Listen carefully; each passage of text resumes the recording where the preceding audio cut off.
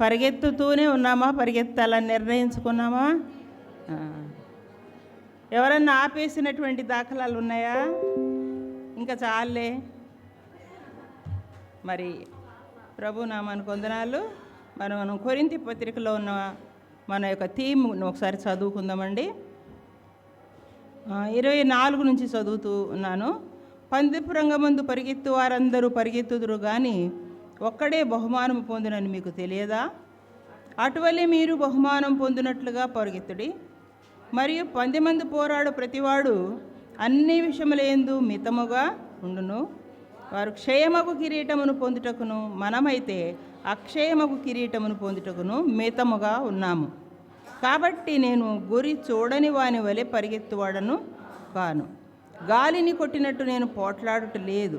కానీ ఒకవేళ ఇతరులకు ప్రకటించిన తరువాత నేనే భ్రష్టుడనైపోదునేమో అని నా శరీరమును నలగొట్టుకుంటున్నాను. అంటే ఆయన యొక్క పరుగు ఎలా చేశాడో అట్లాంటి పరుగులో మనం కూడా ఉండాలని చెప్పి మరి కోరుకుంటూ రాస్తూ ఉన్నాడండి. కొరింథీ సంఘానికి రాస్తూ ఉన్నారు. అట్లాగే ఇంకొక భాగంలో కూడా మనం చూస్తే 1 పేతురు పత్రికలో మనం ఒక 2వ ప్రసంగంగా చూసుకున్నాం. ఏంటి అండి? 1 పేతురు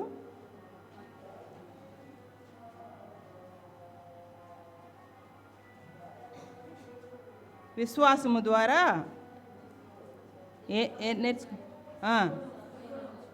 ఏం నేర్చుకున్నామండి? ఒకసారి చదవండి, అందరూ కలిసి చదవండి.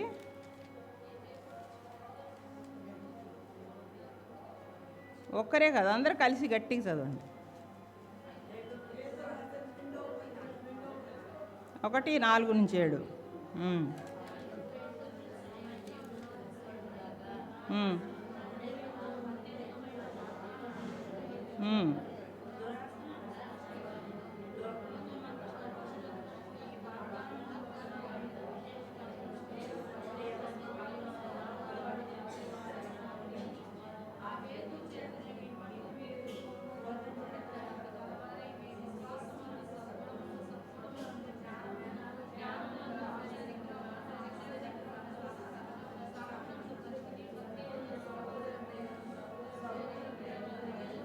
అమర్చుకొనుడి.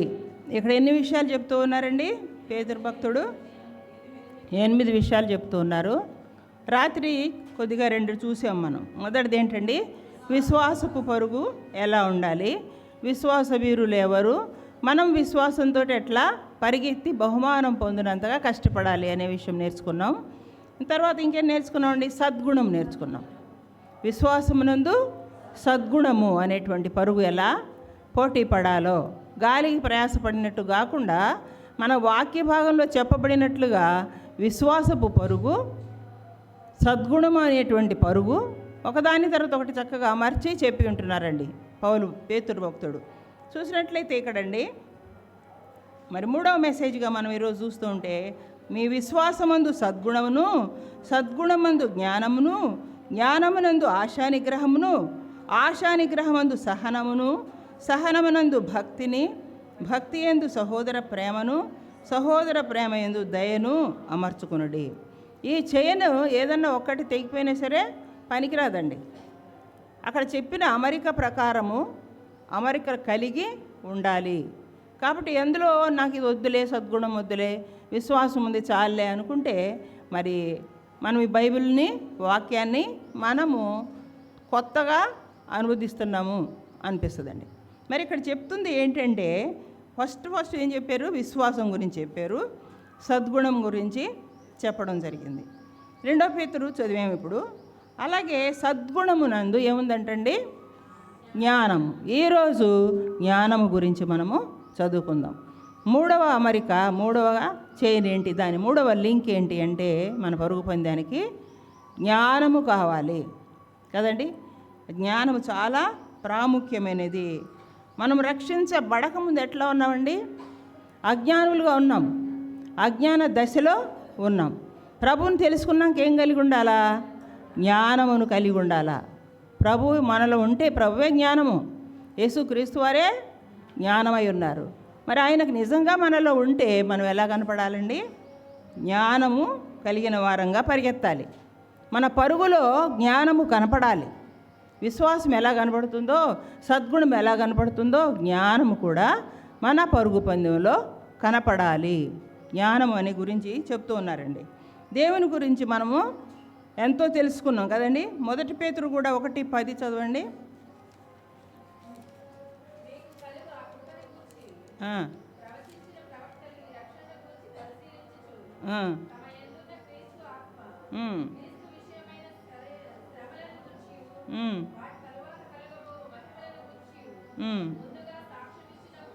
అది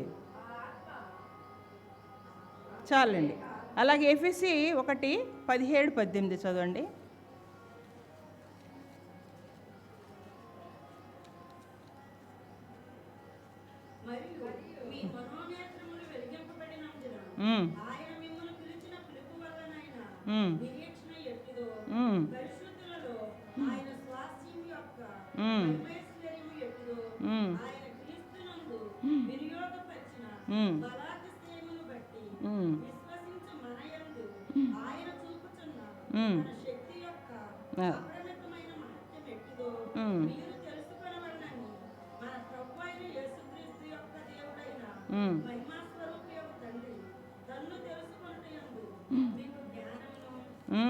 ఏమొస్తుంది? ఆయన తెలుసుకుంటే ఏందో మనకి ఏమొస్తుందటండి?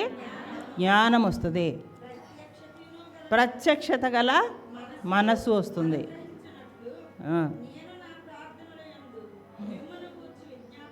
విజ్ఞాపన చేస్తున్నాను. మనకేం ఉండాలని విజ్ఞాపన చేస్తున్నారండి? జ్ఞానము ఉండాలి అని ఇక్కడ విజ్ఞాపన చేయబడుతున్నాం అన్నమాట. మనము మన క్రైస్తవ పరుగులో దేవుని గూర్చినటువంటి జ్ఞానము కలిగి ఉండాలి, పొందుతూనే ఉండాలి.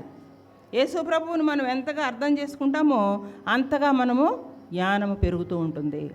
యేసుక్రీస్తు ప్రభు వారిని అనుదినము అనుక్షణము మనము అర్థం చేసుకునే వారంగా ఉండాలి. అప్పుడే మనకేమొస్తుందంటే జ్ఞానం అనేది వస్తుంది.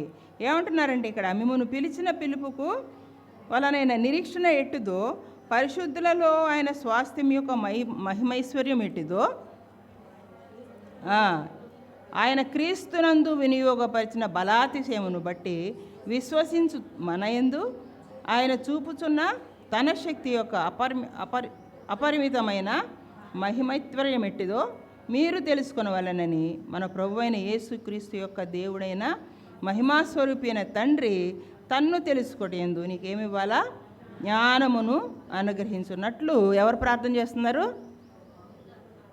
పౌలు గారు ప్రార్థన చేస్తూ ఉన్నట్టుగా మనం తెలుసుకుంటున్నామండి. యాకోబు పత్రికలో చూడండి, జ్ఞానము ఒక విషయంలో ఏం చెప్తున్నాడంటే, యాకోబు భక్తుడు 3వ అధ్యాయము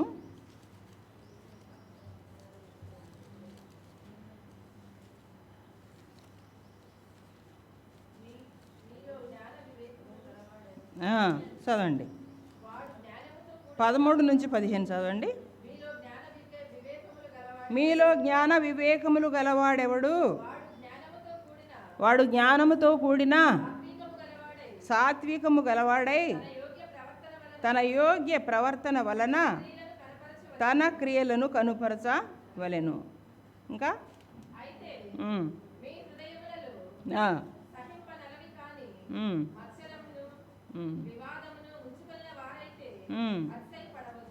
అదండి. 15వ వచనం చదవండి. ఈ జ్ఞానము ఎక్కడి నుండి వచ్చిందంట? పైనుండి దిగి వచ్చినది కాక భూ సంబంధమైనది, ప్రకృతి సంబంధమైనది, దయ్యముల జ్ఞానం వంటిది అయి ఉన్నది. అందులో ఏం కనపడుతుంది? అలాంటి జ్ఞానములో ప్రకృతి సంబంధమైనటువంటి జ్ఞానములు ఏమవుతుందంటే దయ్యాల జ్ఞానము. అట్టి జ్ఞానం ఉంటే మనము పరుగు పందెములో పాల్గొనలేము. దయ్యాల జ్ఞానము పరసంబంధమైనది కాదండి. ఎక్కడి నుంచి వచ్చింది జ్ఞానము? భూ సంబంధమైన జ్ఞానము అని చెప్తున్నాడు. మొట్టమొదటి ఏమంటాడు? పై నుంచి దిగువచ్చినది కాదు, భూ సంబంధమైన జ్ఞానము. అంతేకాదు ప్రకృతి సంబంధమైన జ్ఞానము, దయ్యముల జ్ఞానము వంటిది. మనం జ్ఞానవంతులు అనుకుంటాం, కానీ అది ఎలాంటి జ్ఞానం అంటండి? దయ్యముల జ్ఞానము వంటిది. ఇక్కడ అయితే పైనుండి వచ్చే జ్ఞానం ఎలా ఉంటుందో కూడా చెప్తున్నాడు. తర్వాత కంటిన్యూషన్ చదవండి. 17వ వచనం. అదేండి ఆ జ్ఞానం మనకు ఉండాలి. మొట్టమొదట జ్ఞానం యొక్క లక్షణం ఏంటి? పవిత్రమైనది, సమాధానకరమైనది, మృదువైనది, సులభముగా లోబడునది, కనికరముతోనూ మంచి ఫలములతోనూ నిండుకొనినది, పక్షపాతమైనను వేషధారణ అయినను లేనిదినై ఉన్నది. చూసారండి? నీతి ఫలము సమాధానం చేయవారికి సమాధానమును విత్తబడును. చూసారండి? ఈ సమాధానం అనేది ఎక్కడి నుంచి వస్తుంది మనకి? ఏ జ్ఞానం నుంచి వస్తుంది? దేవుని నుండి, అనగా పైనుంచి దిగి వచ్చేటువంటి జ్ఞానము నుండి వస్తుంది. ఆ జ్ఞానం ఉన్న వాళ్ళకి ఏ ఉండకూడదండి? మత్సరము ఉండకూడదు, కుళ్ళు కపటము ఉండకూడదు, పవిత్రంగా ఉండాలి. ఈ జ్ఞానం ఎలాంటిదని చెప్తున్నాడు యాకోబు భక్తుడు జ్ఞానం గురించి చాలా చక్కటి వివరణ ఇచ్చాడండి. ఈ జ్ఞానము పైనుండి దిగి వచ్చిన జ్ఞానము, దేవుని జ్ఞానం మనం కనుక పొంది ఉంటే మనలో ఏముండకూడదు? మత్సరం ఉండకూడదు, పవిత్రమైనది. ఎందుకు ఉండకూడదు మత్సరం అంటే? అది పవిత్రమైన జ్ఞానం. పవిత్రతలో మత్సరత ఉండకూడదు. అయితే పైనుండి దిగి వచ్చే జ్ఞానము మొట్టమొదట పవిత్రమైనది. మన యొక్క పరుగు పవిత్రమైన పరుగు ఉండాలి. నిజంగా జ్ఞానవంతులం అయితే, నిజంగా పైనుండి దిగి వచ్చిన జ్ఞానం మనలో ఉన్నట్టయితే మన పరుగు ఎలాంటిదై ఉండాలండి? పవిత్రమైన పరుగు ఉండాలా? ఆ పవిత్రమైన పరుగు మనకి ఏం తీసుకొచ్చి పెడుతుంది? మంచి బహుమానము తీసుకొస్తుంది. కాబట్టి మన రన్నింగ్ రేస్కి జ్ఞానం అవసరమా కాదా? విశ్వాసం ఎంత అవసరమో, సద్గుణం ఎంత అవసరమో, పైనుండి దిగి వచ్చిన జ్ఞానం కూడా అంతే అవసరము. మరి చక్కటి మాటలు చెప్తాడు జ్ఞానం గురించి. ఇంకా కిందకు వస్తే అంటాడు, ఎందుకు మీకు జ్ఞానం లేదంటే మీలో పోరాటాలు ఉన్నాయి. జ్ఞానం ఉన్నా పోరాటాలు ఉండవు. జ్ఞానం ఉంటే మత్సరం ఉండదు, కుళ్ళు కపటం ద్వేషాలు ఉండవు. కాబట్టి పైనుండి జ్ఞానం మనకు ఉందా లేదా? ఆ పైనుండి దిగి వచ్చినటువంటి పవిత్రమైన జ్ఞానముతో నువ్వు నేను పరిగెత్తుతున్నామా లేదా అని పరీక్షించుకునేటువంటి సమయం అండి. కాబట్టి ఇక్కడ చెప్తూ ఉన్నది ఏంటి అంటే, జ్ఞానము రక్షించబడిన ప్రతి ఒక్కరికి కూడా ఉంటుంది. దాన్ని మనం ఏం చేయాలండి? పదును పెడుతూ ఉండాలి. దేనితోటి? వాక్యం అనే కత్తి చేత దానిని పదును పెడుతూ ఉండాలని చెప్తూ ఉన్నాడండి. కాబట్టి చాలా విషయాలు కింద కూడా చెప్పాడు. మరి మీరు ఏమడిగినా మీ భోగాల నిమిత్తం అడుగుతారు. ఇంకా ఈ లోక స్నేహము, మరి దేవునితో వైరము, ఓ వ్యభిచారులారా, ఇవన్నీ ఎందుకు వస్తున్నాయి? పవిత్రమైన జ్ఞానము, పైనుండి దిగి వచ్చిన జ్ఞానము మనలో లేమిగా ఉంది కాబట్టి, కొద్దువుగా ఉంది కాబట్టి అవన్నీ చెప్పవలసి వస్తుందన్నమాట. అయితే సులభముగా లోబడేటువంటి జ్ఞానం మనకు ఉండాలి. వాక్యానికి లోబడాలి, సంఘ సేవకురాళ్ళకు లోబడాలి, సంఘంలో పెద్దలకు లోబడాలి. సంఘంలో ఎవరు ఏ సలహా ఇచ్చినా సరే మంచిదే ఇస్తారు కాబట్టి తప్పకుండా ఓబే చేయాలి. అది జ్ఞానం అండి. జ్ఞానం లేని వాడు ఏం చేస్తాడు? అజ్ఞాని. లోబడడు, తృణీకరిస్తాడు. మంచి విషయాలు చెప్తే ఏం చేస్తాడండి? కోపం చాలా వస్తుంది అనమాట. మూఢుడు అంటారు. జ్ఞానం లేని వాడిని ఏమంటారు? మూఢుడు. మరి స్త్రీ గురించి కూడా చెప్పబడింది, జ్ఞానవంతురాలు తన ఇల్లు కట్టుకుంటుంది, మూఢురాలు తన సొంత చేతులతోటే తన యొక్క ఇల్లు పెరికి వేసుకుంటుంది. కాబట్టి మనది ఎలాంటి జ్ఞానం ఉంది? పైనుండి దిగి వచ్చిన జ్ఞానము పవిత్రమైనది. ఆ పవిత్రత మనలో ఉందా? ఆ పవిత్రతకి మనం పరిగెత్తుతున్నామా? ఆ పవిత్ర దిశగా మన రన్నింగ్ రేసు ఉందా చూసుకోవాలండి. కాబట్టి ఈ యొక్క పరుగు పందెము, మరి పౌలు గారు చెప్పినటువంటి పరుగు పందెం ఏంటి అంటే, మనము ఎవ్రీడే చేయవలసినటువంటి పని అండి. పరిగెత్తేసి ఒక మూల కూర్చోవడం కాదు. అది ఈ లోకపు పరుగు. బహుమతి గెలుస్తారా లేకపోతే ఓడిపోతారా? పరుగు పందెం అయిపోగానే కూర్చుంటారు. సరే మళ్ళీ వచ్చే సంవత్సరానికి ట్రై చేద్దాంలే అనుకుంటారు. మన పరుగు ఏంటండి? విశ్వాస పరుగు. ఆగేది కాదు, ఫుల్ స్టాప్ లేదు దానికి, కామా లేదు దానికి. పరిగెత్తుతూనే ఉండాలి. జ్ఞానముతోటి మనం పరిగెత్తే వారంగా ఉండాలి. పైనుండి దిగి వచ్చిన జ్ఞానము సమాధానకరమైనది, మృదువైనది. కాబట్టి మనం జ్ఞానవంతురాళ్ళము అని చెప్పుకునే వాళ్ళం ఎలా ఉండాలండి? మృదు స్వభావాలుగా ఉండాలి.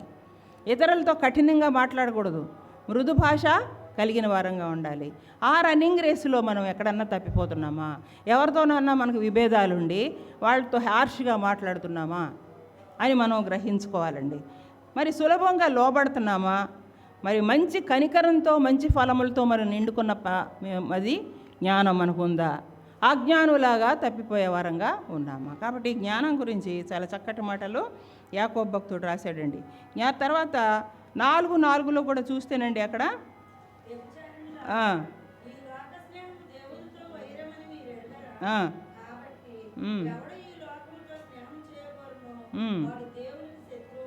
అదే అండి, చూసారా? లోక స్నేహం చేస్తే మనకు ఉన్నటువంటి పరలోక జ్ఞానము పదునుగా ఉండదు, పరిగెత్తడానికి కాళ్ళల్లో శక్తి ఉండదు, మన జీవితాలకు శక్తిని కోల్పోతాము. అంతేకాకుండా ఏమంటాడంటే యేసు ప్రభువుని గురించి జ్ఞానాన్ని పొందుతూనే ఉండాలి. పౌలు ఏం చెబుతున్నాడు? పేతురు ఇది రాసినప్పుడు ఏం చెబుతున్నాడు? ఎప్పుడు కూడా పొందుతూనే ఉండాలి. ఒకరోజు పొందేసాం కదా, అయిపోయింది కదా అంటే అదేమైపోతుందండి? తుప్పు పట్టేస్తుంది. ఏ వస్తువైనా వాడకుండా ఒక మూలకు పెడితే ఏమవుతుంది? రస్ట్ పట్టేస్తుంది. మళ్ళీ దాన్ని ఏం చేయాలా? మూత పడేయాలి. క్లీనింగ్ కూడా పనికిరాదు, మూత బయట పడేయాలి, లేకపోతే ఆ ట్రాష్లో పడేయాలి. కాబట్టి మనము జ్ఞానం లేని వారంగా పరిగెత్తుతున్నాము అంటే కనుక మనము అజ్ఞానులాగానే ఉన్నాము. జ్ఞాన స్వభావాలకు ఏమేమి గుణలక్షణాలు ఉండాలని పైనుండి వచ్చినటువంటి ప్రభు జ్ఞానము, ఇంకా పవిత్రమైన జ్ఞానము, అలాగే మత్సరము వివాదము లేని జ్ఞానము మనం ఉండి పరిగెత్తగలిగిన వారంగా ఉండాలి. ఇంకా ఏం చెప్తున్నాడంటే సాత్వికం వస్తుందంటండి. మనకి జ్ఞానం ఉంటే కనుక సాత్వికం వస్తుంది, మత్సరం పోతుంది. ఏమొస్తుంది? సాత్వికము. నిన్నటి దినాన్ని మనం నేర్చుకున్నాం కదా, ఇల్లంతటిలో సాత్వికమైనటువంటి వాడు అనమాట. ఇల్లంతటిలో నమ్మకమైన వాడు సాత్వికుడు. అటువంటి సాత్విక స్వభావము మనలో ఉండాలంటే మనకు పరలోక జ్ఞానం అనేది మనలో ఉండాలి. దాన్ని అనుదినము అనుక్షణము మనము పదును పెడుతూనే ఉండాలన్నమాట. జ్ఞానము మనం రక్షించబడక ముందు లేదు, కానీ రక్షించబడిన తర్వాత యేసయ్యనే జ్ఞానము. ఆ జ్ఞానము మనలో పెట్టారు.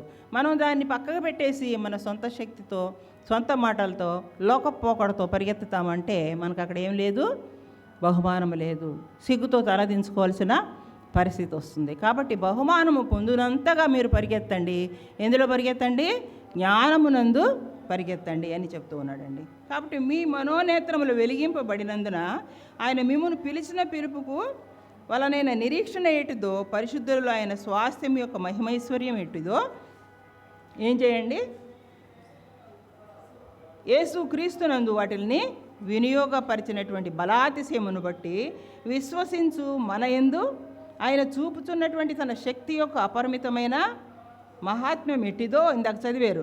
మీరు తెలుసుకొనవలెనని మన ప్రభు అయితే యేసు క్రీస్తు యొక్క దేవుడు మహిమ స్వరూపియకు తండ్రి తన్ను తెలుసుకొనుటయందు నీకు జ్ఞానము ప్రత్యక్షమైన మనస్సు అనుగ్రహించున్నట్లు నేను నా ప్రార్థనలందు మిమ్మును జ్ఞాపకం చేసుకుంటున్నాను. కాబట్టి మనకు జ్ఞానము కావాలని కూడా మరి వీరు భక్తులు ప్రార్థన చేస్తూ ఉన్నారండి. తర్వాత రెండవది చూసినట్లయితే జ్ఞానము చాలా ప్రాముఖ్యమైనది. దేవుని గురించినటువంటి జ్ఞానము, క్రీస్తు ప్రభువుని గురించినటువంటి జ్ఞానము. ఈ జ్ఞానం అనేటువంటి పరుగు నుండి మనం తప్పిపోతే మనల్ని కాపాడేవారు ఎవరు కూడా ఉండరు. మనం తలను సిగ్గుతోటి దించుకోవలసి వస్తుంది. కాబట్టి జ్ఞానము మనకు కలిగిన వారంగా ఉండాలి అని చెప్తూ ఉన్నాడు. చాలా ప్రాముఖ్యమైనదండి జ్ఞానము అనేటువంటి ఈ యొక్క గుణము. చాలా ప్రాముఖ్యమైనది. జ్ఞానము అంటే చదువు కాదు. చదువుకి జ్ఞానానికి సంబంధమే లేదండి. చదువు ఏముంది, చదువుకుంటే వచ్చేస్తుంది. జ్ఞానం అంటే దాన్ని సంపాదించుకోవాలి. జ్ఞానం అనేది సంపాదించుకోవాలి. చాలామంది చాలా హైయర్ స్టడీస్ చేసి చాలా పుస్తకాలు చదివి చాలా చదివారు, వాళ్ళు చదవరు అంత మటుకే. జ్ఞానం లేదు, జ్ఞానవంతులు కాదనమాట. దేని కొరకు చదివారు? ఉద్యోగాలు పొందడం కొరకు చదివేవారు. ఎన్నో గంటల కొలది రోజులు కొలది నెలల కొలది అసలు నిద్రపోకుండా చదివిన వాళ్ళు ఏమయ్యారు? ఐఏఎస్లు ఐపీఎస్లు అయ్యారు. అది జ్ఞానము కాదు. కష్టించి చదివారు, వచ్చారు. మనకైతే అనుదిన జ్ఞానము చాలా అవసరంగా ఉందని చెప్తున్నాడండి. అందుకని దావీదు ఏమంటాడంటే, నీ వాక్యము నా పాదములకు దీపము, నా త్రోవకు వెలుగు, నీ శాసనములను నేను ధ్యానించుతున్నాను. కాబట్టి ఏముందంట ఆయనకి? బోధకులందరికంటే నాకు విశేష జ్ఞానము ఉంది. ఆయనంతటా ఆయనే చెప్పుకుంటున్నాడు. ఆయన ఎలా జ్ఞానం పెంచుకుంటున్నాడో అది 10 మందిలో చెప్తూ ఉన్నాడు. దేవుణ్ణి స్తుతిస్తూ చెప్తూ ఉన్నాడండి. కాబట్టి నా బోధకులందరికంటే నాకు విశేష జ్ఞానము గలదని ధైర్యముగా చెప్పుచూ ఉన్నాను. కాబట్టి మనం కూడా ఏం ధైర్యం ఉండాలా? నాకు పైనుండి దిగి వచ్చిన జ్ఞానం ఉంది, ఆ విశేష జ్ఞానం దేవుడు నాకు ఇచ్చాడు, ఆ జ్ఞానంతోనే నేను పరుగు పందెంలో పాల్గొంటున్నాను అనే విషయం చెప్పగలగాలి. ఈ రోజుల్లో మనకి ఎవరు కనపడుతున్నారు? ఎక్కువగా వక్రమైనటువంటి అబద్ధ బోధలు మనకు కనపడుతున్నాయి. భిన్నమైనటువంటి సిద్ధాంతాలు మనకు కనపడుతున్నాయి. మనకి సరైన బైబిల్ జ్ఞానం ఉంటే వాటన్నిటిని మనం ఏం చేయొచ్చు? అనుకరించకుండా పక్కకు తప్పుకోవచ్చు.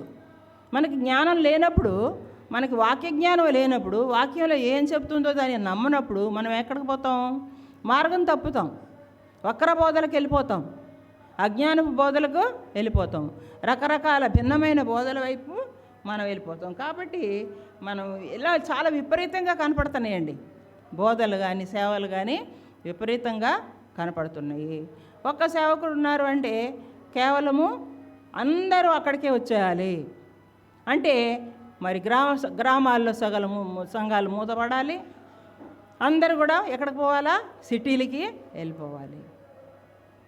అలాంటి అజ్ఞానమైనటువంటి దశలో, అజ్ఞానమైన బోధలు ఉన్నటువంటి దినాల్లో మనం ఉన్నాం. కాబట్టి మనకేం కావాలా? పైనుండి దిగి వచ్చిన జ్ఞానము. బైబిల్ని రోజు చదువుతుంటే వస్తుందండి. ఏదైనా మనం అలవరుచుకుంటే వస్తుంది. యేసయ్య నాకు ఇవాళ జ్ఞానం ఈరోజు నేను ఎలా జ్ఞానంతో ప్రవర్తించాలి, ఇలా ఒకవేళ నాలో మత్సరం ఏమైనా నిండి ఉంటే దాన్ని కడుగు. దేవుని దగ్గరికి వచ్చినప్పుడు ఆయన సిద్ధంగా ఉంటారండి. మనల్ని మనం శుద్ధి చేసుకోవడానికి వాక్యము ఒక పాల వంటిది, ఒక నీరు వంటిది. మనల్ని కనపడాలంటే మన ముఖము మనకు కనపడదు కదండి, అద్దంలో చూసుకుంటేనే కనపడుతుంది. అలాగే వాక్యం అనే అద్దంలో మనం చూసుకుంటే మనం జ్ఞానుల్లాగా ఉన్నామా, అజ్ఞానుల్లాగా ఉన్నామా, మన పరుగు పందెం జ్ఞానంతో పరిగెడుతున్నామా లేదా? కాబట్టి ఈ వక్ర బోధల తట్టు మనము వెళ్లకుండా ఉండడమే ఒక జ్ఞానం అండి. నీకు పరలోక జ్ఞానం ఉంటే నువ్వు ఈ లోకానుసారమైనటువంటి మరి సొంత బోధలకి, వక్ర బోధలకి వెళ్ళవు. ఎక్కడైతే మంచి సహవాసంలో నువ్వు పుట్టావో దాంట్లోనే పెంచి పోషించబడిన దానివి. కాబట్టి అదే ఆలోచన ఉండాలి. మనకున్న విశ్వాసం నుండి తొలగిపోకూడదు, మనకు దేవుడిచ్చిన జ్ఞానం నుండి తొలగిపోకూడదు. అక్కడికి వెళ్తే మనకి ఏదన్నా వస్తుందేమో, అక్కడ వెళ్తే ఇంకా ఆత్మీయంగా ఎదుగుతామేమో, అది భ్రమ అండి. మనకు ఉన్నదాన్నే మనం ఏం చేయాలండి? సద్వినియోగపరుచుకోవాలి. మనకు మంచి సహవాసం దేవుడు ఇచ్చాడు. రకరకాల ప్రాంతాల్లో చక్కటి పరిచర్య చేస్తున్నారు. ఈ స్త్రీలందరూ కూడా మరి బలహీనమైన మనల్ని ఎవరు వాడుకుంటున్నారు? బలవంతుడైన దేవుడు తన జ్ఞానం చొప్పున మనల్ని వాడుకుంటున్నప్పుడు మనం ఏం చేయాలండి? ఆ సంఘానికి, ఆ సహవాసానికి కట్టుబడి మనము పని చేయాలి. మనం యొక్క తోటను నాటాలి. అడవి అయితే ఏంటిదండి? పెరిగిపోతుంది. విచ్చలవిడిగా పెరిగిపోయే మొక్కల్ని ఏమంటారు? అడవి అని అంటారండి. వాటికి ఎవరన్నా నీళ్లు పోస్తారా? పోయరు. కాబట్టి ఆ అడవిలో ఉన్నటువంటి వారిని మనం ఎక్కడికి తీసుకురావాలి?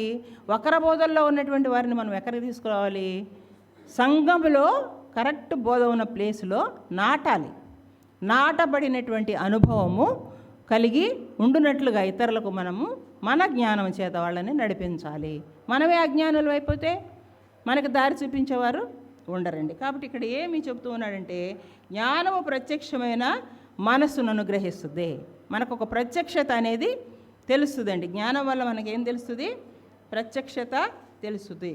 అంతేకాకుండా నా ప్రార్థన యందు మిమ్మును గూర్చి విశేషంగా విజ్ఞాపనము చేస్తున్నాను.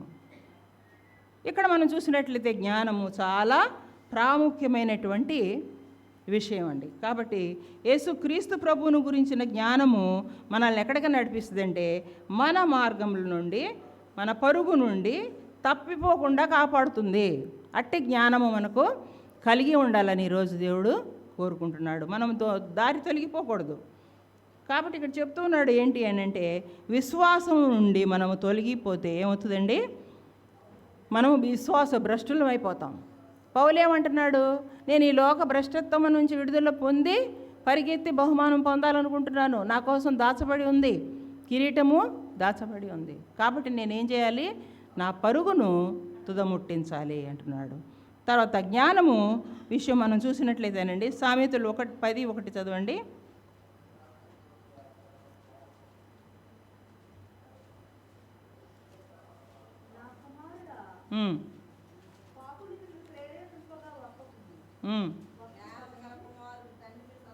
జ్ఞానము గల కుమారుడు తన తండ్రిని సంతోషపరచును,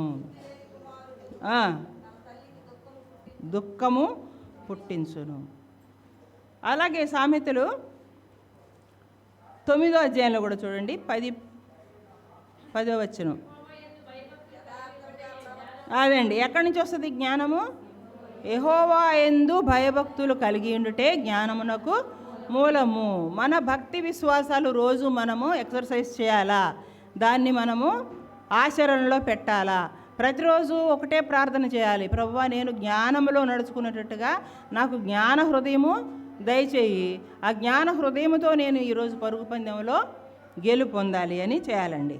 మరి జ్ఞానంతో కొన్ని నిర్ణయాలు రూతు చేసింది కదండి. తనకు జ్ఞానం ఉండబట్టి ఏం చేసిందండి, అజ్ఞాన దశ నుంచి రూతు మరి నయోమిని వెంబడించుకుంటూ వచ్చేసింది. ఆమెకున్న జ్ఞానము మరి ఓర్పాకు లేకపోయింది. ఆమె ఏం చేసిందండి, ఆ యొక్క అన్య దేవతలను పూజించుకుంటూ అక్కడికే వెళ్ళిపోయింది. కాబట్టి ఆమెను గురించినటువంటి ఆమెకి దేవుని జ్ఞానం లేదు కాబట్టి ఆమె ఏమైపోయింది, ఓర్ప కనుమరుగు అయిపోయింది.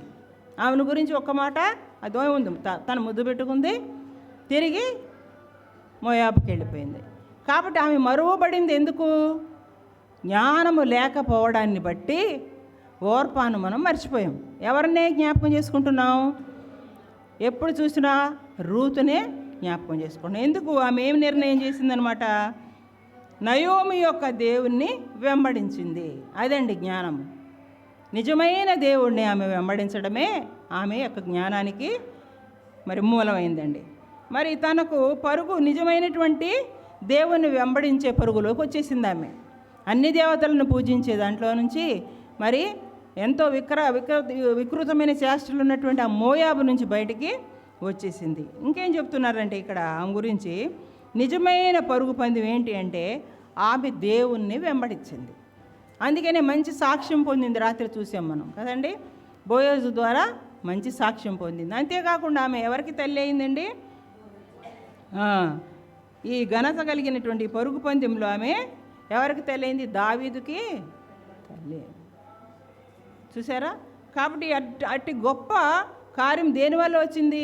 జ్ఞానాన్ని బట్టి వచ్చింది. రూతు యొక్క దేవుని అందరి జ్ఞానాన్ని బట్టి ఆమె తెచ్చుకుంది. ఆమె ఎంతో గొప్ప బహుమానము తెచ్చుకుందండి.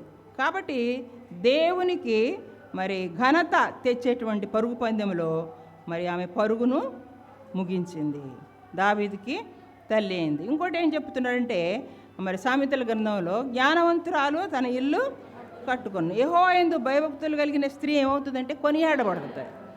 ఆమెను గురించి కొనియాడారు అందరూ కూడా, రూతుని గురించి కొనియాడారు. ఎందుకు? భయభక్తులు జ్ఞానానికి మూలము. మన జ్ఞానం ఎక్కడి నుంచి వస్తుంది? దేవుని యందు భయభక్తులు కలిగి ఉండుటే జ్ఞానమునకు మూలము. ఆమె దేవుని యొక్క జ్ఞానంలో పెరుగుతూ ఆమె ఏం చేసిందండి, మంచి సాక్ష్యాన్ని సంపాదించుకుంది. అందరూ కొనియాడారు, యెహోవా యందు భయభక్తులు గల స్త్రీ కొనియాడబడును.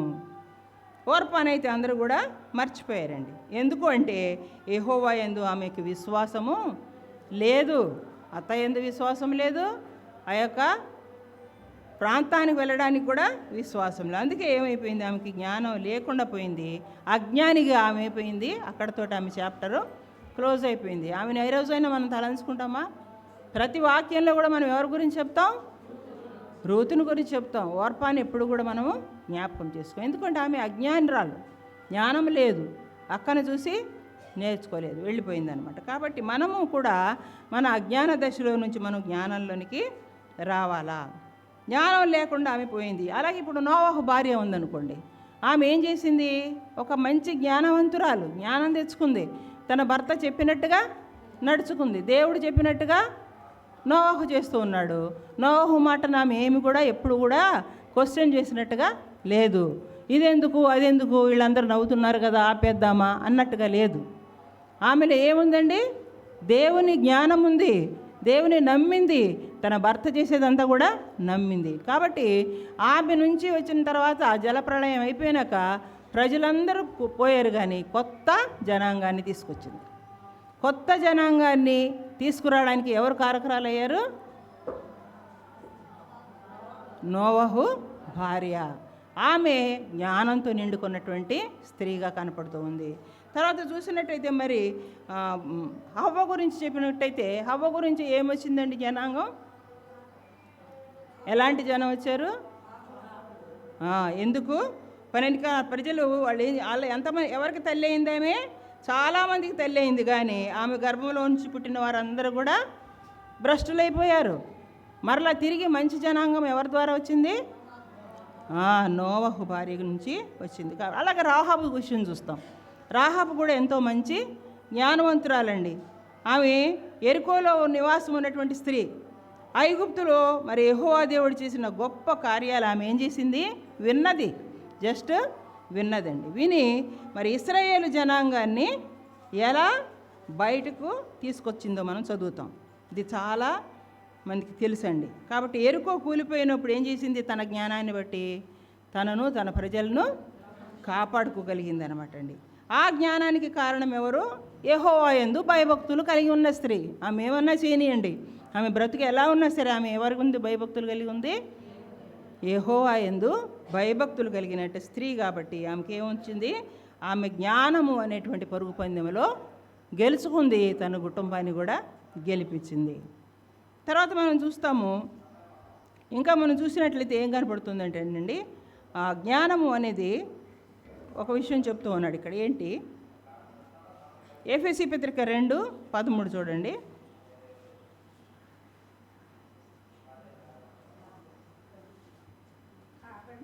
కాబట్టి ఇక్కడికి జ్ఞానము అనేటువంటి అంశాన్ని ఆపుదాము. తర్వాత రెండవది ఏంటిదండి? జ్ఞానాన్ని అనుసరించి ఆశా నిగ్రహము. జ్ఞానమునందు ఆశా నిగ్రహము కనపడుతుంది. ఆశా నిగ్రహం అనేది మనందరికీ అవసరం అండి. మరి పరిశుద్ధాత్మకు లోబడడం ద్వారా మన ఆలోచనలను, మన కోరికలను, మన చర్యలను మనం ఏం చేసుకోవాలి? అదుపులో ఉంచుకోవాలి. అదే ఆశా నిగ్రహము. దురాశ కలిగి ఉండకూడదు, దురాశ పరుల్లాగా ఉండకూడదండి. ఎఫెసీ 2:3 చదవండి.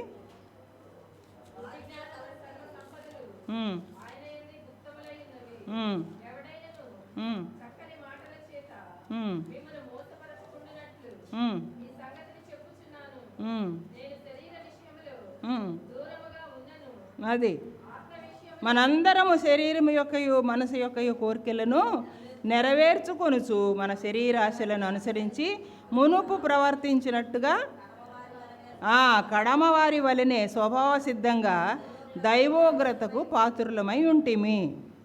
అంటే మనము రక్షింపబడక మునుపు ఎలా ఉన్నామండి? దైవోగ్రతకు పాత్రులంగా ఉన్నాము. కాబట్టి మనకి ఏముండాలి ఇక్కడ? జ్ఞానమునందు ఆశా నిగ్రహము కలిగిన వారంగా ఉండాలి. ఆశా నిగ్రహము అనేది చాలా మంచి సబ్జెక్ట్ అండి. ఇప్పుడైతే దైవోగ్రత నుంచి విడిపించబడ్డాము కాబట్టి మనము ఆశా నిగ్రహాన్ని కలిగి ఉండాలి. పరుగు పందెంలో పాల్గొనే వారికి ఏముండాలండి?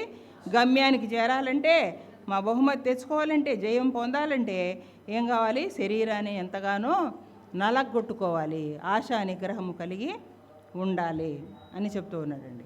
ఇక్కడ పౌలు మరి తన శరీరాన్ని నలగగొట్టి దానిని లోపరుచుకున్నాను అంటున్నాడండి. పరుగు పందెంలో గెలవాలనుకునే వ్యక్తి తను ఎంత శరీర వ్యాయామం చేస్తాడో మనం కూడా క్రమశిక్షణలో అంత వ్యాయామము చేయాలి. అదే ఆశా నిగ్రహము అని చెప్తున్నారండి. ఆశా నిగ్రహానికి మంచి ఉదాహరణ ఎవరండి? ఎస్తేరు. ఆశా నిగ్రహానికి మంచి ఎస్తేరు ఏం చేసింది? ఆమె విశ్వాసానికి సాదృశ్యంగా ఉంది. ఆశా నిగ్రహానికి కూడా, జ్ఞానానికి కూడా ఉదాహరణగానే కనపడుతుంది. అత్యధికమైన అలంకరణ ఆమె ఇష్టపడలేదు. ఆమెకి ఏం లేదన్నమాట? దురాశ లేదు. ఆశలను నిగ్రహించుకునే శక్తి ఆమెకి ఉంది. ఆశా నిగ్రహానికి మంచి ఉదాహరణ ఎస్తేరు. మరి అదే ఆశా నిగ్రహం లేకుండా ఉండడానికి కొంతమంది ఉన్నారు. గేహాజీ ఏం చేశాడండి? ఆశా నిగ్రహం లేక దురాశతో ఏం చేసుకున్నాడు? కుష్ఠవ్యాధిని తెచ్చుకున్నాడు. కాబట్టి ఆశా నిగ్రహము మనకు ఎంతో అవసరమై ఉన్నట్టుగా కనపడుతూ ఉంది. ఆశా నిగ్రహము అమర్చుకోవాలి. ఇంకేంటి అని అంటేనండి, మరి ఆహాబు ఏం చేస్తాడు? ఐశ్వర్యానికి ఏం చేస్తాడండి? వ్యక్తుల్ని చంపి మరి పేదవాడైనటువంటి నాబాతు తోటను ఆక్రమించుకున్నాడు. ఏమైపోయినాయి? ఆయన చనిపోవడం ఎలా? కుక్కలు రక్తాన్ని నాకినాయండి. అదండి ఆశా నిగ్రహం లేకపోతే జరిగేది, దురాశ వాళ్ళు తెచ్చుకునేది అదేనమాట అండి. అట్లాగే నయమాను మరి బాగయ్యాడు. ఆయన బాగైన తర్వాత ఏం చేశాడు? ఖరీదైన వస్త్రాలు, ధనము తీసుకుని ఎవరి దగ్గరికి తీసుకొచ్చాడు? ఎలీషా దగ్గరికి తీసుకొచ్చాడు. ఆయన ఏం చేశాడండి? అక్కడ ఆశా నిగ్రహం చూపించాడు. నేను దేవుని మహిమ కొరకు చేశాను, కానీ నేను మహిమ పొందడానికి, నేను బహుమతులు అందుకోవడానికి కాదు. అది ఆశా నిగ్రహం అండి. నిజమైన ఆశా నిగ్రహం అంటే ఏంటంటే, మనకు ఎవరన్నా ఏమన్నా ఇస్తున్నా కానీ మనం దాన్ని పొందడానికి దేవుని చిత్తమా కాదా చూసుకోవాలి. ఇక్కడ ఏం జరిగింది? ఆయన అంతా మరి స్వస్థపరచబడ్డాడు కాబట్టి కృతజ్ఞతగా ఆయన తీసుకుని వచ్చాడు. దాన్ని అందుకొని ఏం చేశాడండి? గేహాజీ కుష్టు తెచ్చుకున్నాడు. మరి ఇక్కడ ఇంకో విషయం చూసినట్లయితేనండి, ఈ దురాశ వల్ల ఏమొస్తుందంటే మరి అనేకమైన వ్యాధులు వస్తాయండి. దురాశలు ఉండొద్దు. మనకి ఉండాలి? ఎప్పుడు కూడా ఆశా నిగ్రహము మనకి ఉండాలి. ఎస్తేరు ఒక మంచి ఉదాహరణగా చెప్తున్నాము. మరి జ్ఞానమునందు మనము ఆశా నిగ్రహం గురించి మనం ఇప్పుడు చూద్దాం. ఇది ఏంటిదండి? పరుగు పందెంలో పరిగెత్తే వ్యక్తికి ఆశా నిగ్రహము ఉండాలి. ఆశా నిగ్రహం అనేది లేకపోతే మనము మోసపోతాము. యాకోబు భక్తుడు ఏమంటున్నాడు చూడండి, 1:2-4.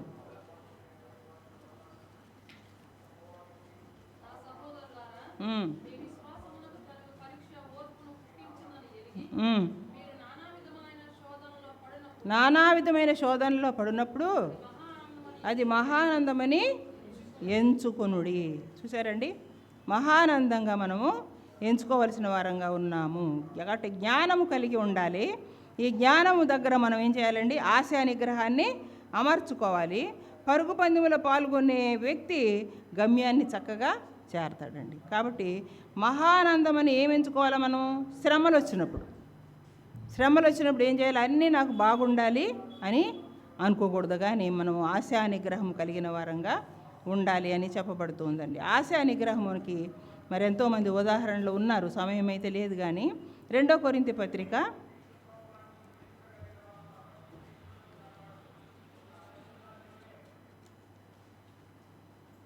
4:18 చదవండి.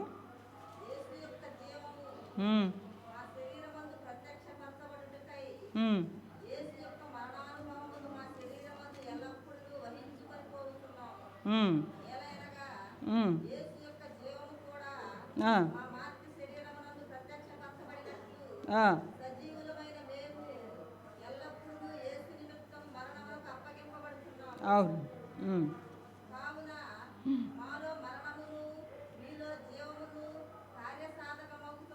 అది అదే అండి, చాలండి. అయితే ఆశా నిగ్రహం అంటే ఏంటి అని అంటే, శరీరేచ్ఛల మీద మనకి ఏముండాలి? మనకి దాన్ని త్రోసివేసేటువంటి ఇష్టం మనకు ఉండాలా. ఆశా నిగ్రహం అంటే ఏంటి అని అంటే, శరీరేచ్ఛల మీద, మనసు కోరుకునేటువంటి పాపపు కోరికల మీద మనము నియంత్రణ కలిగి ఉండాలి. మనసు ఏదంటే అది మనము పరిగెత్తడానికి వెళ్ళలేదు. ఆశా నిగ్రహం అనే పరుగు చాలా ప్రాముఖ్యమైనది. పరిశుద్ధ ఆత్మకు మనము లోబడడం ద్వారానే మనం ఆశా నిగ్రహము కలిగి ఉంటాం. పరిశుద్ధాత్మకు లోబడకుండా మన సొంత ఆలోచనలకు లోబడితే ఏమవుతుందండి? ఆశా నిగ్రహం అని మనము దాన్ని సద్వినియోగపరచుకోలేం. దాని నుండి మనం ఏమైపోతూ ఉంటాం? తప్పిపోతూ ఉంటాం. మాటికి ఏమైపోతూ ఉంటాం? మరి శరీరేచ్ఛల మీద మనకి కోరిక కలుగుతుంది. ఒక ఎస్తేరుని జ్ఞాపకం చేసుకుంటే ఆమె ఎంతగా వద్దు అని చెప్పిందో, ఈ యొక్క ఆశా నిగ్రహం అనేది ఆమెలో మనము చూస్తూ ఉన్నాము, ఆమెలో కనపడుతుంది. అలా బైబిల్లో ఎంతోమంది ఉదాహరణలు ఉన్నారండి. కాబట్టి మనము కూడా మరి ఏం చేయాలి? మనందరము శరీరముతో ఉన్నాము. శరీరము యొక్కయు మనసు యొక్కయు కోరికలను నెరవేర్చుకొనుచు మన శరీరాశలను అనుసరించి మునుపు ప్రవర్తించచ్చు కడమ వారి వల్లనే స్వభావ సిద్ధంగా మనం ఎలా ఉన్నామంటే దైవోగ్రతకు పాత్రులమై ఉంటాయి. మీ ఎఫెసీ 2:3 చదవండి.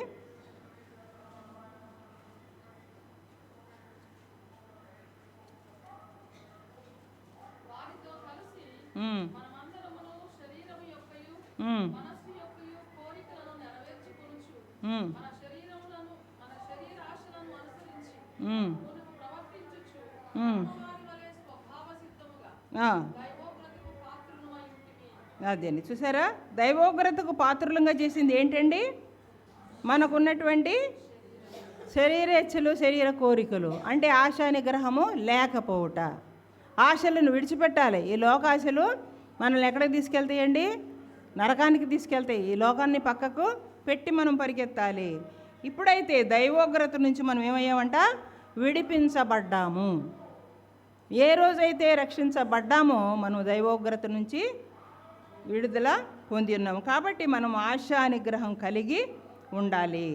కాబట్టి పరుగు పందెంలో గమ్యానికి చేరాలి అని అంటే మనం ఏం చేయాలండి? శరీరాన్ని పౌలు నలగగొట్టుకున్నట్టుగా మనం కూడా నల్లగొట్టుకోవాలా? ఆయనకి ఏమన్నా ఉందా అండి? పౌలుకి తినడానికి సరైన ఆహారం లేదు, శరీరంలో ఆరోగ్యము లేదు, కానీ ఆయన ఎంతటి చక్కటి మాటలు మనకి రాస్తూ ఉన్నారు. ఒక పక్కన ఇప్పుడు చూసిన చెరసాలలోనే ఉంటున్నారు, కంటి చూపు లేదు. మరి ఎన్నోసార్లు అయినా ముమ్మారు బ్రతిమాలుతో అడిగాడంట. కానీ ఏమన్నాడు దేవుడు? నా కృప నీకు చాలును. అలాంటి పరిస్థితుల్లో ఉన్నటువంటి ఒక దైవజనుడు మనకింత చక్కటి మాటలను రాస్తూ ఉన్నాడు. కాబట్టి మనము సహనంలోకి వెళ్ళకముందు మనం ఏం చేయాలి అంటే ఆశా నిగ్రహాన్ని మనము అమర్చుకోవాలి.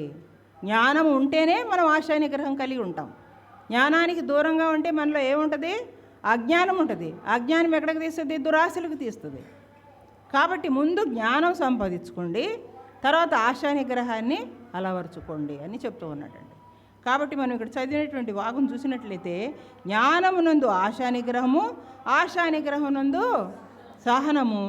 మరి సహనం చూసినట్లయితే మనము మరి 5వ అంశంగా ఉందండి, ఆశా నిగ్రహమందు సహనమును అమర్చుకోవాలి అని చెప్తున్నాడు. పరుగు పందెములో ఏం కావాలంట? సహనం కావాలి. నేనే ముందు వెళ్ళిపోవాలి అంటే వెళ్ళి ముందు ఎక్కడో నిలబడి నేను గెలిచాను అనడం కాదండి. సహనం కావాలా?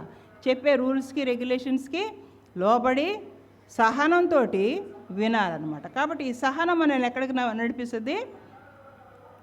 పరుగు పందెంలో గెలుపొందడానికి ఉపయోగపడుతుంది. కాబట్టి మనకి జ్ఞానం ఉండాలి. జ్ఞానం ఉంటే ఆశా నిగ్రహం ఉంటుంది. ఆశా నిగ్రహం ముందు మనం ఏమర్చుకోవాలి?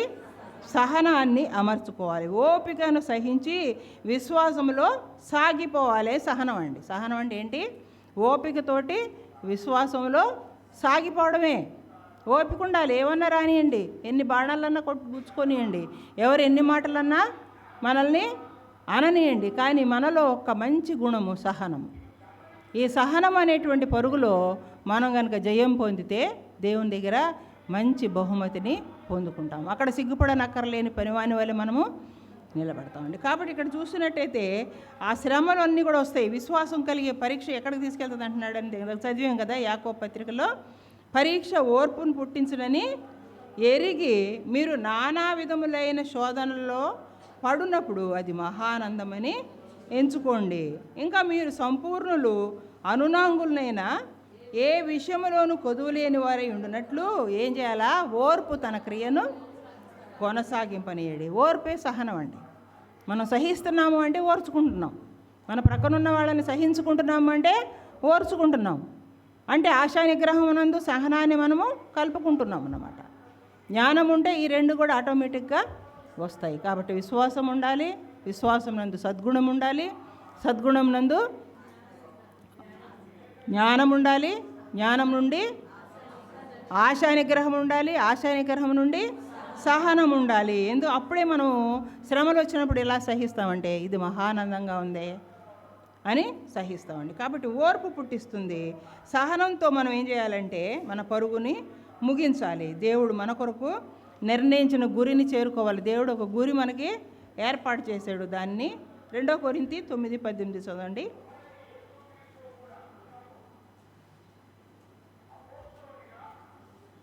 రెండో కొరింథీ పత్రిక అక్కడ ఏం చెప్తున్నాడండి?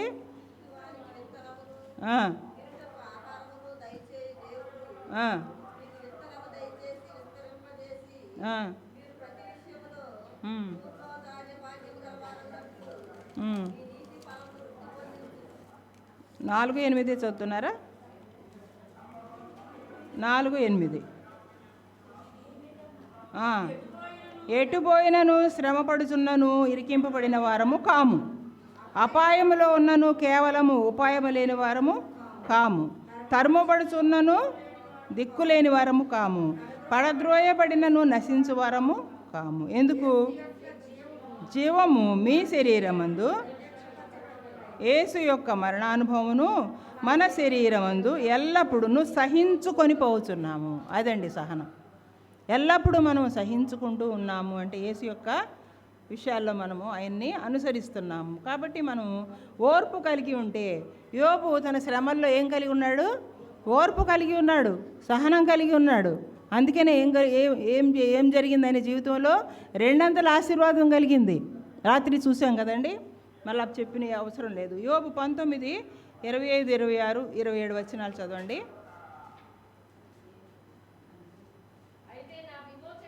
నా విమోచకుడు సజీవుడనియు తరువాత ఆయన భూమి మీద నిలుచుననియు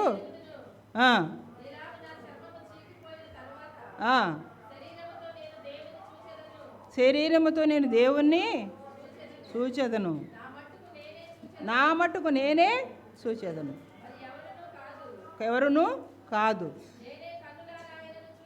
నేనే కనులారా ఆయనను చూచెదను. చూసారండి ఎంత చక్కగా చెప్తున్నాడండి? నేను ఎరుగుతును. ఏం ఎరుగుతాను? ఈ నా చర్మము చీకిపోయిన తర్వాత కూడా శరీరముతో నేను దేవుణ్ణి చూస్తాను. ఆ యొక్క సహనము, ఆ యొక్క ఓర్పు మరి యోబులో కనపడుతూ ఉన్నాయి. కాబట్టి మన జీవితాలని మనం పరిశీలించుకుంటే సహనం ఉందా? విశ్వాసమందు సద్గుణం ఉందా? సద్గుణమందు జ్ఞానం ఉందా? జ్ఞానం తర్వాత ఆశానిగ్రహం ఉందా? ఆశానిగ్రహం తర్వాత సహనము ఉందా? కాబట్టి ఓర్పు కలిగిన వారంగా ఉండాలి. మనం ఎన్ని కలిగిన వారంగా ఉండాలని చెప్పి దేవుడు కోరుతూ ఉన్నాడండి. ఇప్పుడు వరకు ఎన్ని చూసామండి? మనము 5 విషయాలు చూసాం. ఏమేమి 5 విషయాలు చూసాం? విశ్వాసము ద్వారా పొరిగే పందెంలో ఎలా పాల్గొనాలి, సద్గుణమును మనం ఎలా ధరించుకొని పరిగెత్తాలి, జ్ఞానం తెచ్చుకొని పైనుండి దిగి వచ్చిన జ్ఞానం ద్వారా మనం ఎలా జీవితాలని కట్టుకుంటూ పరిగెత్తాలి, ఆశా నిగ్రహము అనే దాన్ని దూరం పెట్టాలి, సహనము కలిగి ఉండాలి. కాబట్టి ఇవన్నీ కూడా మనం అమరించుకుంటేనే మనకు పరుగు పందెంలో ఏం దొరుకుతుందండి? మంచి బహుమానము దొరుకుతుంది. ఎంతోమంది ముందు మనం ఏం చేస్తాము? బహుమతి పొందుకుంటాం. బహుమానం రావాలి అని ఎవరికన్నా ఇష్టం లేని వారు ఉంటారండి? ఇష్టం లేని వారు ఎవరైనా ఉంటారా? ఎవరు ఉండరండి. నాకు బహుమానం కావాలి.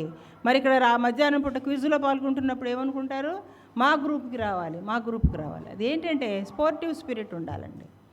కాబట్టి మనము కూడా మరి చెప్పబడినటువంటి అన్ని కూడా గుణగణాలని మనం కలిగి ఉంటేనే ఈ యొక్క విశ్వాసపు పరుగు పందాన్ని చక్కగా ముగించగలము.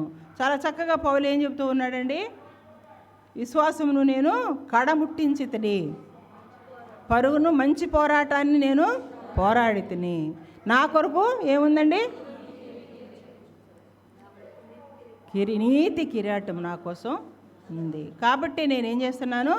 ఇంకా పరిగెడుతున్నాను. జైల్లోనే ఉన్నాడు, పరిగెత్తున్నాడు. చెరసాల్లో ఉన్నాడు, పరిగెత్తున్నాడు. పత్రికలు రాస్తున్నాడు, పరిగెత్తున్నాడు. శరీరంలో ఆరోగ్యం లేదు, వస్త్రాలు లేవు, పరిగెత్తున్నాడు. మరి ఇవన్నీ చూసుకోవట్లేదండి ఆయన. కాబట్టి నేను ఒక కిరీటం పొందడానికి నేను ఎలా నా పరుగు పందాన్ని ప్రారంభించాను, మీరు కూడా ఏం చేయండి? మీరు మీ పరుగు పందాన్ని ప్రారంభించండి. విశ్వాసం ద్వారా ప్రారంభించండి, సద్గుణం ద్వారా ప్రారంభించండి, జ్ఞానము ద్వారా ప్రారంభించండి. ఆశ నిగ్రహాన్ని కలిగిన వారంగా మనము శరీరాశలను పక్కకు పడేసి, తేలికపరచబడి, బరువులన్నీ తీసి పడేసి, లోకానుసారమైనవన్నీ కూడా ఇక్కడ విడిచిపెట్టి మనము పరుగు పందెంలో పాల్గొనాలి. ఇంకా సహనము కలిగి ఉండాలండి. ఓర్చుకోవాలండి. వచ్చే శ్రమలను మనం ఓర్చుకోవాలి. మనకు దేవుడు పరిచర్య ఇచ్చాడు, అందులో ఎంతో సహనం కావాలి. దేవుడు ఎన్నో కుటుంబాలను మనకి ఇచ్చాడు, మనకు ఎంతో సహించుకునే శక్తి కావాలి. ఒక్కొక్కరు ఒక్కొక్క రకంగా ఉంటారు కదండి. అందరూ మనం చెప్పినట్టు వినాలంటే వినరు. ఒకరు ఒక విధేయత చూపిస్తారు, ఒకరు అవిధేయత చూపిస్తారు. కాబట్టి సహనం ఎవరికి కావాలా? బోధకులకు కావాలి. అట్టి సహనాన్ని మనం కలిగి ఉంటేనే మనం ఏం చేయగలమండి? ఆత్మల రక్షణ కార్యంలో మనం సంఘాలని పెంచుకోగలం. సంఘం నుంచి కొంతమంది వెళ్ళిపోతూ ఉంటే ఏమవుతుంది? మనకు నిరాశ కలుగుద్ది. మన పరుగు పందెంలో ఏం కలుగుద్ది? నిరాశ కలుగుద్ది. కానీ దాన్ని బట్టి మనం ఏం చేయకూడదు? పరుగు పందెాన్ని ఆపేయకూడదు. ఈరోజు వెళ్ళిపోయారా, రేపు ఇంకా 300 మందిని దేవుడు తీసుకొస్తాడు. సహించాలి, ఓర్చుకోవాలి, ప్రార్థించాలి, విశ్వాసం కలిగి ఉండాలి. మనం వాళ్ళందరికీ మాదిరికరమైన జీవితాలు బాహాటంగా కనపడాలి. మనకే రహస్య జీవితాలు పెట్టుకోకూడదండి. మన సంఘంకి వచ్చే విశ్వాసులందరూ కూడా మనల్ని బాహాటంగా చూడగలగాలి. ఓహో, ఈమెలో విశ్వాసం ఉంది, ఈమెలో సద్గుణం ఉంది, ఈమెలో జ్ఞానం ఉంది, ఈమెలో ఆశా నిగ్రహం ఉంది, ఈమెలో సహనం ఉంది. అట్లాగే ఈమె పరుగును నేను కూడా ఫాలో అవ్వాలి. వాళ్ళు ఏమనుకోవాలండి? ఈమె యొక్క విశ్వాసపు పరుగును నేను కూడా ఏం చేయాలి? అనుసరించాలి. నేను కూడా కిరీటం కొరకు ప్రయాసపడాలి. కాబట్టి మనం మాదిరికరంగా ఉంటూ మనం పరిగెత్తుతూ మన తోటి విశ్వాసులను కూడా ఏం చేయాలండి? సంఘాన్ని కూడా పరిగెత్తేటట్టుగా నడిపించాలి. అదే దేవుడు కోరుకున్నదండి. ఏదో సంఘం చూడమన్నారు, సహవాసం చూడమన్నారు, వెళ్ళామా వచ్చామా 4 మాటలు చెప్పామా కాదండి. వీళ్ళు ఏ రీతిగా ఉన్నారు, ఈ విశ్వాసి ఎట్లా ఉంది, ఆ విశ్వాసి ఎట్లా ఉంది, ఈమె కొత్తగా వచ్చిన ఆమె ఎట్లా ఉంది, పాత ఆమె ఎట్లా ఉంది, ఇద్దరు కలిసి ఇంకొకరిని తీసుకురాగలుగుతున్నారా? కాబట్టి మన పరుగు పందెంలో మనము గెలుపొందుతున్న విధానాన్ని బట్టి మన సేవ విస్తరిస్తుంది. అప్పుడు ఎవరికి కండి బహుమానము, ఘనత? దేవుని పక్షంగా మనకు తప్పకుండా బహుమానముని పొందుతాము. ఇష్టంగా చేయాలి పని. రన్నింగ్ రేస్ ఇష్టానుసారంగా మనకి నచ్చిన విధంగా కాకుండా ఏమేమి వదిలిపెట్టేయాలో, ఏమేమి పడేయాలో, ఏ రీతిగా తేలికపరచబడాలో, తగుమాత్రపు వస్త్రాలు ఎలా ధరించుకోవాలో, తగుమాత్రపు బరువులు మనం మోస్తూ ఉంటేనే మనకు పందెపు రంగం అందు ఏం కలుగుద్దండి? బహుమానం కలుగుద్ది. కాబట్టి ఈ విషయాలన్నిటి కూడా దేవుడు మనతో మాట్లాడాడు. ఇంకా రాత్రి కూడా మళ్ళీ ఇంకా 3 ఈ యొక్క విషయాలు ఉన్నాయి, మనం చూద్దాము. ఏముందండి? సహనం తర్వాత భక్తి, ఇంకా సహోదర ప్రేమ, దయ. కాబట్టి ఈ 3 గురించి కూడా మరి సాయంత్రం జరగబోయేటువంటి కూడికలో ఇంకా కొన్ని విషయాలు యాడ్ చేసుకుంటూ మనం చూద్దాము. దేవుడిచ్చిన సమయాన్ని బట్టి దేవునికి వందనాలు. మరి ఓపికతో వింటున్నటువంటి మీ అందరికీ కూడా నా హృదయపూర్వక వందనాలు చెల్లించుకుంటూ ఉన్నాను.